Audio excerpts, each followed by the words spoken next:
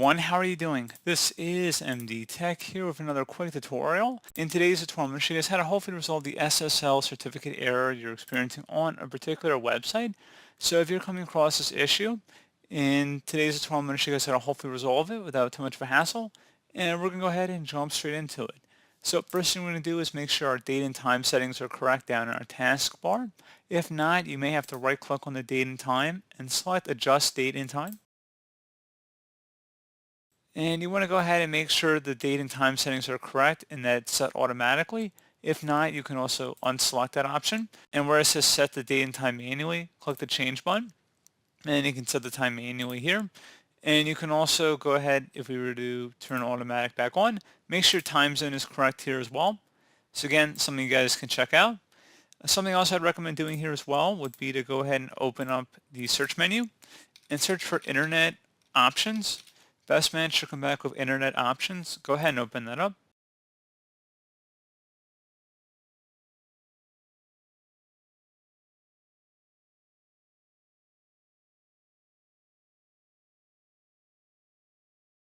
Select the security tab, and then you want to select trusted sites. So go ahead and left click on that and select the sites button. Now at this point, go ahead and enter in whatever your website domain you want to allow access to the trusted sites. So you just copy and paste the domain in here. So for example, if you had google.com, just type in the domain or paste it in here. You select the add button and then you would just select close to close out of here. So again, something you guys I recommend trying out. So pretty straightforward process, guys. So one further thing here as well, if we open up the search, type in internet options, best match, come back with internet options again. Go ahead and open that up. This time select the advanced tab and you want to go down underneath security.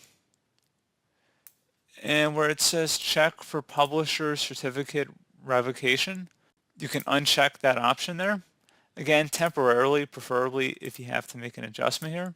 And you'll do the same thing for a server certificate revocation. Once you're done with that, you want to go ahead and select apply and OK.